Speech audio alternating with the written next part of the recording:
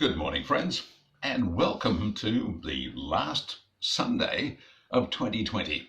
And a big greeting from your Covid Chaplain. G'day from down under here in Australia.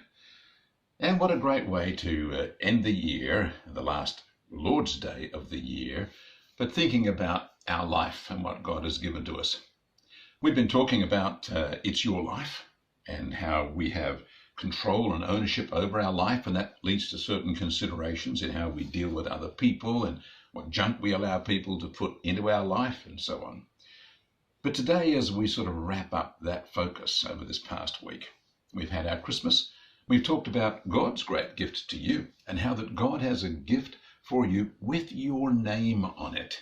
And that's the salvation that comes through Jesus. That might give us a rather interesting insight into how we can worship God in a very special way. You see, the Bible tells us that God so loved the world that he gave his only Son.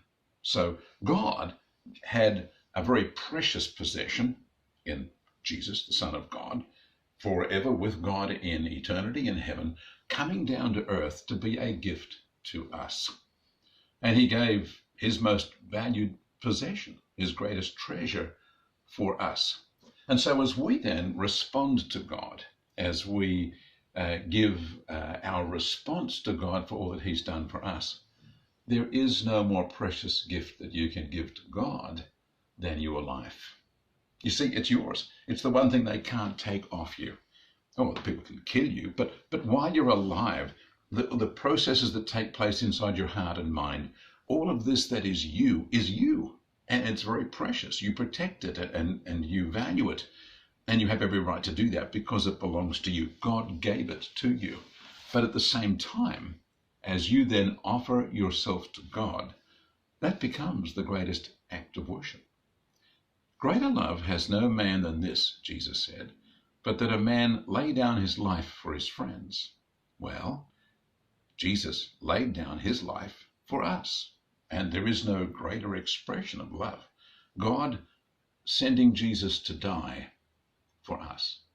And so in response, the greatest gift that we can give, the greatest love that we can express is to lay down our life.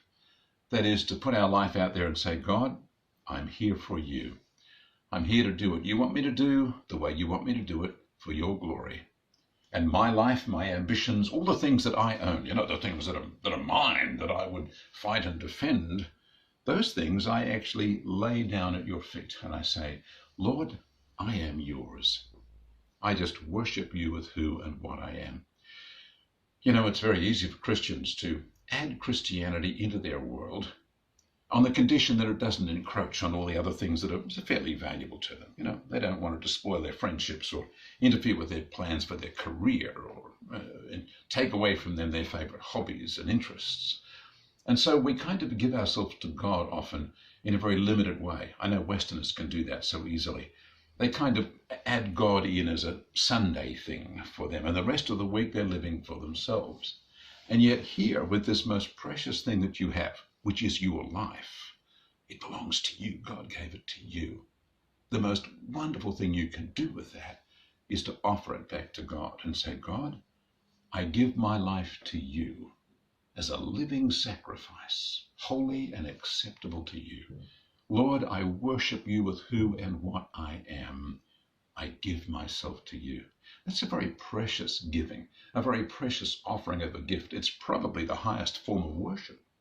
People that had careers and plans and directions and hopes and dreams, who then turn around and say, God, I put all of that aside.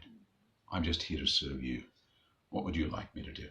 We think of great names of people that were medical professionals who went off to Africa to be able to serve and bless other people, like Albert Schweitzer. We think of people who gave up all that they were living for, their wealth, their position in society, all of the comforts and things that anyone else could have possibly wanted.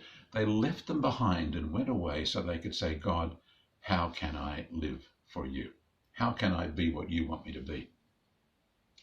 At my dad's funeral, the last year or so, we were reminded of a song that I remember him singing when I was a boy. It would go with these words, let me burn out for you, dear Lord. Burn and wear out for you. Don't let me rust or my life be a failure, my God, to thee.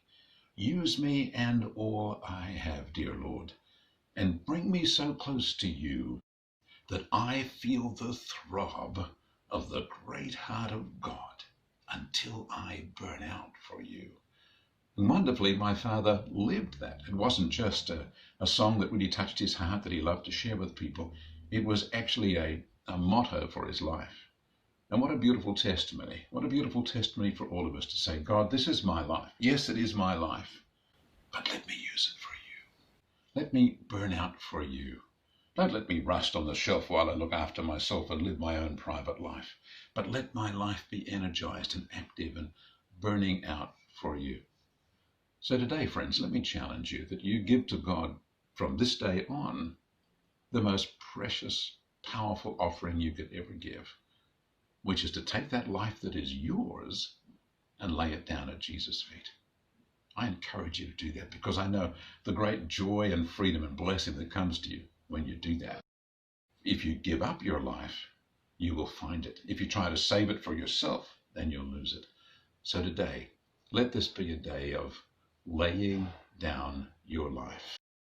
And as you do that, may God bless you.